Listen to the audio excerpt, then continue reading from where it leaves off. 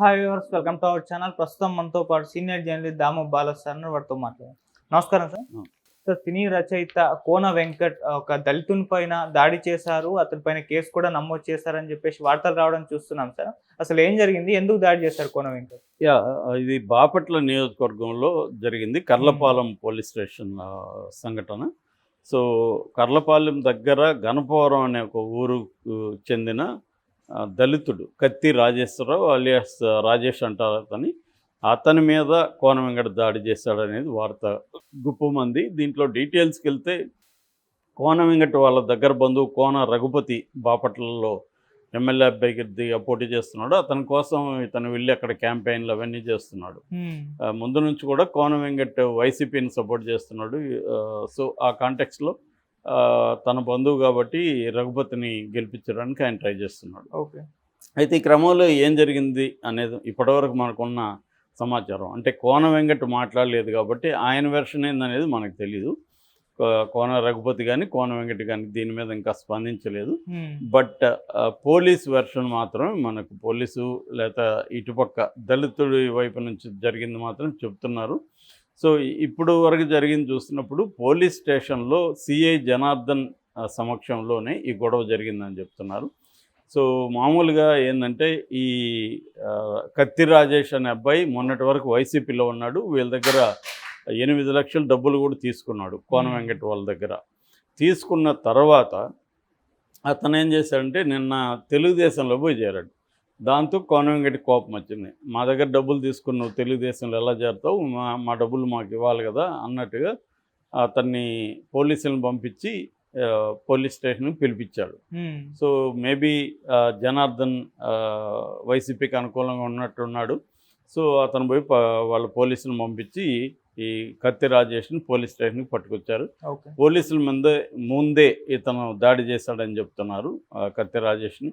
ఈ సంఘటన బయటకు పొక్కడంతో ఇటు దళిత సంఘాలు కావచ్చు, ఇటు తెలుగుదేశం శ్రేణులంతా కూడా పోలీస్ స్టేషన్ ముందు వచ్చి ధర్నాలు ఇవన్నీ చేయడం అనేది జరిగింది. దాంతో ఒకసారిగా వైరల్ అయింది వార్త. దాని తర్వాత ఈసీ కూడా దీన్ని సీరియస్గా పరిగణలోకి తీసుకొని ఎస్పీ వకుల్ జిందాల్కి ఈసీ చెప్పినట్టుగా తెలుస్తుంది. సో వకుల్ జిందాల్ డిఎస్పీ మురళీకృష్ణకి చెప్పారు దీని మీద చర్య తీసుకోండి అని. దాంతో మురళీకృష్ణ డిఎస్పీ జనార్దన్ సిఐని ఎస్ఐ అతను ఎస్ఐని సస్పెండ్ చేశారు. తర్వాత ఇతని మీద ఎస్సీ ఎస్టీ అట్రాసిటీస్ యాక్ట్ ఉంది కదా, దానికి సంబంధించి కేసులు కూడా పెట్టారు. సో ఇది బేసిక్గా జరిగింది. అంటే దీన్ని పెట్టుకొని దళితుల మీద వైసీపీ దాడులు చేస్తుంది అవన్నీ రాస్తున్నారు. అది కరెక్టే.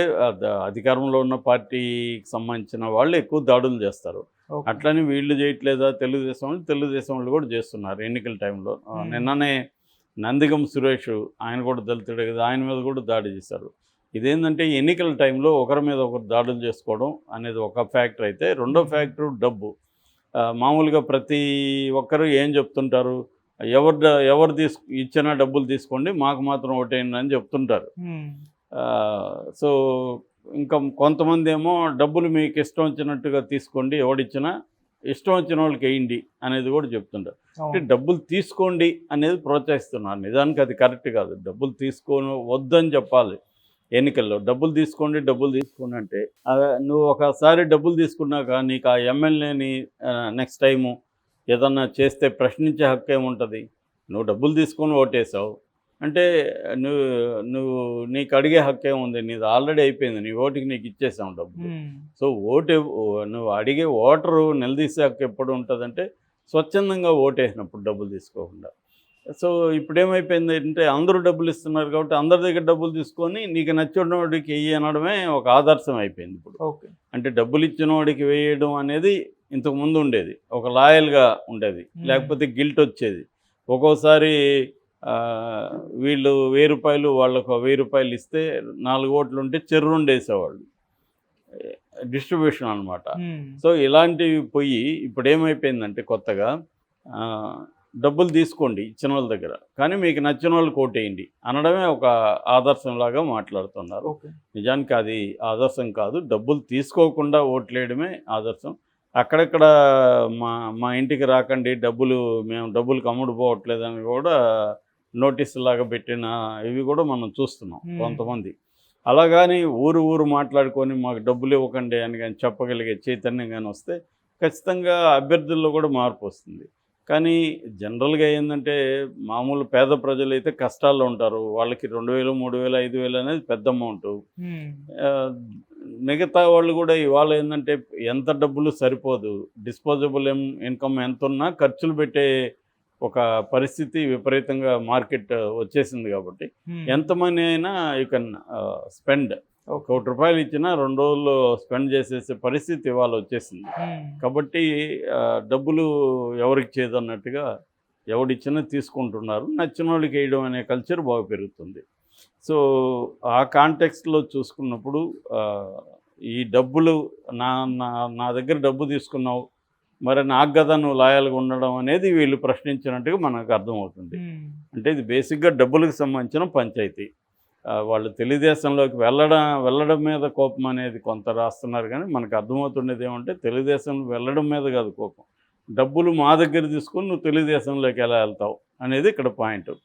అంతవరకు ఓకే, వాళ్ళు డబ్బులు ఇచ్చారు కాబట్టి నువ్వు లాయల్గా ఉండాలి. అట్లాంటప్పుడు ఇతను తీసుకోకూడదు. తీసుకొని ఉంటే ఇవన్నీ మనకు తెలీదు, వాళ్ళు ఆరోపించిన దాని మీద మాట్లాడడమే. ఎందుకంటే మనం రాజేష్తోనూ మాట్లాడలేదు, వెంకటతోనూ మాట్లాడలేదు కాబట్టి 2 వెర్షన్లు డైరెక్ట్గా మనకు తెలియదు. అజంప్షన్లో నుంచి పోలీసులు చెప్పిన దాని నుంచి మనం మాట్లాడుతాను. జనరల్గా పాజిబిలిటీ అయితే ఉంది. ఇవాళ అందరూ కూడా డబ్బులు తీసుకున్నవాడు ఎవడు ఉంటాడు, మ్యాక్సిమం 90% డబ్బులు తీసుకుంటారు. సో డబ్బులు తీసుకున్నప్పుడు ఆ డబ్బులకి పని చేయాలి కదా అనేది వీళ్ళు అడుగుతారు. సో కాబట్టి నువ్వు డబ్బులే తీసుకుపోతే ఈ సమస్య రాదు కదా. సో కాబట్టి రాజేష్ కూడా డబ్బులు తీసుకొని ఉండొచ్చు. సో అతను వీళ్ళకి డబ్బులు రిటర్న్ వేయకుండా తెలుగుదేశంకి వెళ్ళడం వల్ల నా డబ్బులు తీసుకొని నువ్వు నాకు ఓట్లు వేయించాలి కానీ తెలుగుదేశానికి ఎందుకు వెళ్తావు అన్న దాన్ని వీళ్ళు అడుగుండొచ్చు. అతను పట్టించుకోకపోతే పోలీస్ స్టేషన్ పిలిపించండి, కేసు పెట్టచ్చు. అంతవరకు ఓకే, నేను డబ్బులు ఇచ్చానని నీ దగ్గర ప్రూఫ్ ఉంటే కేసు పెట్టచ్చు అతని మీద. కానీ కొట్టడం అనేది కరెక్ట్ కాదు. సో అతను దళితుడనే కాదు, ఎవరైనా కూడా కొట్టడం అయితే కరెక్ట్ కాదు. అది కూడా పోలీస్ స్టేషన్లో కొట్టడం అంటే పోలీసుల తప్పు ఉంది. అందుకనే ఎస్ఐని కూడా సస్పెండ్ చేశారు.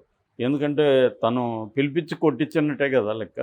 కాబట్టి ఒక పార్టీ వైపున పోలీసులు పనిచేయడం అనేది కరెక్ట్ కాదు. కానీ జనరల్గా అధికారంలో ఉన్న పార్టీల తరపునే పోలీసులు పనిచేస్తుంటారు ఎక్కడైనా. జనరల్గా అది సిచ్యువేషన్. అక్కడక్కడ ఏమన్నా ఇది ఉండొచ్చు కానీ ఏ పార్టీ ఉన్నా రేపు తెలుగుదేశం వస్తే ఇదే పోలీసుల మీద వైసీపీ వాళ్ళు ఇదే స్థాయిలో ఆరోపణలు చేస్తుంటారు. మళ్ళీ మనం చెప్పుకుంటుంటాం వైసీపీల మీద దాడులు అని చెప్పి. ఎందుకంటే ఇదే జరుగుతుంది మళ్ళీ వాళ్ళకు కూడా. కాకపోతే వీళ్ళని ఇబ్బంది పెట్టిన పోలీస్ ఆఫీసర్ని ఎక్కడో ట్రాన్స్ఫర్ చేసేస్తారు, తమకు నచ్చిన వాళ్ళని తెచ్చిపెట్టుకుంటారు మళ్ళీ. ఆల్రెడీ చెప్తున్నారు కదా, ఇప్పుడు లోకేష్ చెప్తున్నాడు, తర్వాత పవన్ కళ్యాణ్ చెప్తున్నాడు, 4 రోజుల నుంచి చంద్రబాబు అదే చెప్తున్నారు, రౌడీలు తాడదీస్తాను, డబ్బులు కక్కిస్తాను, ఇవన్నీ చెప్తున్నాడు కదా. ఈ రౌడీల తాట ఎలా తీస్తారు వీళ్ళు? పోలీసులు మ్యానిపులేట్ చేసే కదా తీస్తారు, అదర్వైజ్ లీగల్గా కదా ఉండాలి. మోకాళ్ళ మీద నడిపిస్తానంటాడు పవన్ కళ్యాణ్. ఇతను కూడా మోకాళ్ళ మీద నడిపించడానికి డెమోక్రసీనా? మీ ఊరు నువ్వేమన్నా రౌడీగా? సో కాబట్టి ఇదేంటంటే రౌడీల్లాగా మాట్లాడుతున్నారు పొలిటికల్ లీడర్స్. అంటే లీగల్ వ్యవస్థ మీద కానీ క్రిమినల్ జస్టిస్ సిస్టమ్ మీద కానీ ఎవరికి ఏమీ నమ్మకం లేదు ఇక్కడ. ఎవడు కూడా నా పవర్ని నేను వినియోగిస్తానని ముందు నుంచే బెదిరిస్తున్నారు. సో ఇంకా మనం బెదిరించేటప్పుడు అవతలని విమర్శించాక మనకేముంటుంది? కాబట్టి ఏంటంటే అందరూ ఒకటే ఇక్కడ, ఎవడు అధికారంలో ఉంటే ప్రత్యర్థుల్ని వేధిస్తాం అనేది. ఈ వేధింపుకి పోలీసులు ఇదవుతారు. పోలీసులు ఎందుకు చేస్తారంటే వాళ్ళు కూడా కరప్ట్ అయి ఉంటారు. పొలిటీషియన్స్ చెప్పింది చేస్తే ఇతర కరప్షన్లో పొలిటీషియన్లు మనల్ని పట్టించుకోరు. సో మనం ఫ్రీగా ఉండొచ్చు. కాబట్టి రాజకీయ నాయకులు చెప్పింది చేసేస్తే అధికారంలో ఉన్నవాడిది మిగతా పనులు మనం చేసుకున్నా కూడా వాళ్ళ సహాయం ఉంటుంది అనేది వీళ్ళకు ఉన్నది. మనం చాలాసార్లు చూసాం. నయీం మీద నేను సినిమా తీసినప్పుడు అంతా కూడా పోలీసులు ఎల్ట్రా కరప్ట్ అనేది నేను చాలా ప్రత్యక్షంగా చూశాను. వాళ్ళే నాకు చాలామంది చెప్పారు కూడా, ఎవడో డబ్బులు తిన్నాడు అనేది ఇంకొక పోలీస్ ఆఫీసర్ చెప్తాడు అన్నమాట. కాబట్టి ఇక్కడ ఏంటంటే ఈ కరప్షన్కి పాలిటిక్స్కి విపరీతమైన లింక్ ఉంది.